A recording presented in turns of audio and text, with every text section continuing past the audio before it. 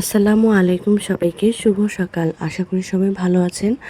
আমরাও কিন্তু আল্লাহর অশেষ রহমতে আলহামদুলিল্লাহ ভালো আছি। ঘুম থেকে উঠে আজকে ওয়েদারটা খুব মেঘলা মেঘলা লাগছিল। মনে হচ্ছে অনেক বৃষ্টি হবে, চারিদিকে মেঘের ঘনঘটা। তো হতেও পারে বৃষ্টি, কারণ এখন সিজন তো এই মেঘ, এই রোদ, এই বৃষ্টি। আর আজকে কিন্তু আমার মনটা খুব ভালো কারণ আজকে আমি সকালবেলা একটু বাবার বাসায় বেড়াতে যাব। বেশি দিনের জন্য না, একদিনের জন্যই, কিন্তু তবুও বাবার বাসার নাম শুনলে তো আসলে সব মেয়েরা খুশি হয়ে ওঠে। তো আমারও সেরকমই অবস্থা। ঘুম থেকে উঠেই মানে মনটা খুশি খুশি, যেহেতু আজকে বাবার বাসায় বেড়াতে যাচ্ছি। আর আমি যেহেতু একটু সকাল সকালই ঘুম থেকে উঠি, তো আমি উঠেই আমার চায়ের পানিটা বসিয়ে দিলাম, কারণ বেশিক্ষণ না খেয়ে থাকাটা আমার জন্য একটু কষ্ট হয়ে যায়।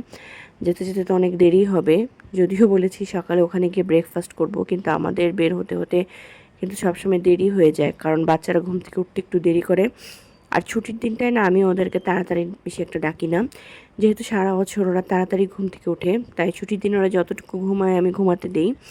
তবু আজকে একটু পরে ডেকে দিব, যেহেতু হচ্ছে বের হয়ে যাবো আর বাবার বাসায় গিয়ে ব্রেকফাস্ট করব বলেছি। তো এদিকে না আমি একটু হালকা পাতলা জুয়েলারি বের করে নিয়েছি। এই জুয়েলারির সেটটা আমি আমার শ্বশুরবাড়ি থেকে কিনেছিলাম, কিন্তু জিনিসটা না খুব ভালো লাগে আমার কাছে। মানে একটা মাল্টি কালারের সেট, তো যে কোনো ড্রেসের সাথেই ক্যারি করা যায়। আর এই নেকলেসটা হচ্ছে এতটাই হালকা যে যে কোনো ড্রেসের সাথে পরলেই না মানিয়ে যায়, কমফোর্টেবলও। তো আমি তো রেডি হয়ে নিয়েছি। আর রেডি হওয়ার আগে কিন্তু আমি আমার ব্যাগ গুছিয়ে নিয়েছিলাম, যেহেতু আমি ব্যাগটা আগে থেকে গুছাইনি। তাই আজকে সকালে উঠেই টুকটাক কাপড় চোপড় নিয়ে নিলাম। ব্যাগ গুছানো বলতে তেমন কিছুই না, যেহেতু আমি একদিনের জন্যই যাব, তাই টুকটাক কিছু কাপড় নিয়ে নিয়েছি। আর এই ড্রেসটা একটু হালকা স্কাই কালার, আমার খুব পছন্দের একটা ড্রেস। বাচ্চাদেরকেও রেডি করে দিয়েছি। বের হতে কিন্তু আমাদের সেই সকাল 9:45টার মতোই বেজে গেছে। মানে যতই আমরা আগে আগে বের হতে চাই, সেটা আর কেন জানি হয়ে ওঠে না। এই কাজ সেই কাজ। আর সংসার থেকে বের হওয়ার আগেও না দেখবেন অনেকগুলো কাজ পেন্ডিং থাকে, যেগুলো না করলেই নয়। মানে মেয়েদের মনে হয় সংসার থেকে বের হতে আসলে এতটা সময় লাগে। আর বের হলেও মাথার ভিতর সব সময় মানে কাজের কথাগুলো মনে হতে থাকে, সব ঠিকঠাক গুছিয়েছি তো, এরকম একটা ব্যাপার। তো আমরা কিন্তু চলে এসেছি। আস্তে আস্তে আমাদের 10:30 বেজে গেছে। আমরা যখন রিকশায় ছিলাম তখনই আকাশে অনেক মেঘ ছিল, কিন্তু আল্লাহর রহমতে আমরা বৃষ্টির ভিতর পড়িনি। তো বাবার বাসায় আসার পরেই কিন্তু ঝুম বৃষ্টি শুরু হয়ে গেছে। ভাগ্যিস রিকশায় থাকতে বৃষ্টিটা হয়নি, তাহলে কিন্তু আমরা একদমই ভিজে যেতাম। এই তো বাচ্চারা এখন এসে একটু ফ্রেশ হয়ে নিবে। আর এই ঘরটায় মূলত আমরা থাকি, মানে আমি আর আমার বাচ্চা হাজব্যান্ড। বিয়ের আগে এই ঘরটায় আমি আর আমার বোন ঘুমাতাম, এখন আমার ফ্যামিলি ঘুমায়। আর এদিকে আম্মু সকালবেলা নাস্তার আয়োজন একটু খিচুড়ি করেছিল, ডিম ভুনা, আচার আর সালাদ। মানে বৃষ্টি সকাল সকাল, তার মধ্যে খিচুড়ি, ব্যাপারটাই কিন্তু অন্যরকম।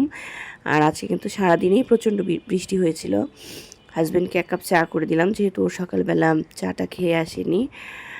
তারপরে কিন্তু এদিকে আমি একটু বাচ্চাদের সাথে খেলাধুলায় লেগে গেলাম। মানে আজকে আমার কাজ নেই, আমার আজকে ছুটি। আসলে মায়ের বাসায় গেলে সব মেয়েদেরই এরকম হয়, কাজের প্রেশার কম থাকে। মায়েরা আর কি সব সময় সন্তানদেরকে একটু রিলিফ দেওয়ার চেষ্টা করে। তো আমি সেজন্য ছুটি পেয়ে আজকে বাচ্চাদের সাথে একটু সময় কাটালাম। আর ওদের এক সেট খেলনা কিন্তু নানু বাসাতে সবসময়ই থাকে। তো বিকালবেলা, দুপুরবেলার আয়োজনে ছিল রোস্ট, আর হচ্ছে বিফ, এবং হচ্ছে একটু ইলিশ মাছের ভাজা ছিল, আর ছিল কাবাব, আর আম্মু একটু পোলাও করেছিল। তো এটুকুই আয়োজন দুপুরবেলার। আর রিচ ফুড খেতে না, মানে একটু ভ্যাবসা ভ্যাবসাই ওয়েদার, বৃষ্টি হলো ভ্যাবসাই ছিল, আরও গরম লেগে যায়। তবুও আর কি, বেড়াতে আসলে তো সবাই এই আয়োজনটাই করে থাকে। এদিকে সন্ধ্যায় কিন্তু আমরা একটু বের হয়েছিলাম, আমি, আমার আম্মু, আমার ছেলে মেয়ে একটু মার্কেটের দিকে গিয়েছিলাম। সবাই মিলে একসাথে হলে একটু মার্কেটে যেতে কিন্তু ভালোই লাগে। তো আমরা বেশি দেরি করিনি, তাড়াতাড়ি চলে এসেছি। আর বাচ্চাদেরকে তো একটু চিকেন বল ভেজে দিয়েছিলাম, তাদের আবার এগুলো আইটেম ছাড়া চলেই না। আমরা ফ্রুটস খেয়ে নিয়েছিলাম। আর দেখেন বাইরে থেকে আমি কী কী কিনেছি। এখানে কিন্তু আমি ফ্রোজেন আইটেম, তারপর পরোটা, এখানে ছিল কর্নফ্লেক্স, আর কিছু কফির প্যাকেট, পপকর্ন। এগুলো আসলে আমার বাচ্চারাই চুজ করে করে কিনেছে। মানে আম্মু বলেছে তোমরা যা ভালো লাগে সেটাই কিনো। একটা সুপার শপে গিয়েছিলাম প্রথমে, তো ওরা একটা বাস্কেট নিয়ে নিজেদের মতোই শপিং করেছে। আমি বললাম যে কোনো দরকার নেই, কিন্তু আম্মু হচ্ছে ওদেরকে বলেছে তোমরা যেটা ভালো লাগবে সেটাই কিনে ফেলবে। তো ওরা তো খুশি। আর দেখেন আমার জন্য আমার আম্মু কত কিছু কিনেছে, কারণ সুপার শপ থেকে আমরা আবার একটু মার্কেটেও গিয়েছিলাম। নিউ মার্কেটের ওইদিকে ইস্টার্ন মল্লিকা বলে একটা মার্কেট আছে, সেখানে গিয়েছিলাম। তো আম্মু আমাকেও কিছু জুয়েলারি কিনে দিল। আমি এই চুড়িটা কিনেছি, মানে চুড়িটা দেখে আমার ভালো লাগলো। এখন আবার এই টাইপের চুড়িগুলো খুব চলে। তারপরে কিন্তু একটা ব্রেসলেট নিয়ে নিয়েছিলাম, আর এই ব্রেসলেটটার সাথে আমি ম্যাচিং করে কিন্তু আরও কিছু জিনিস নিয়ে নিয়েছি।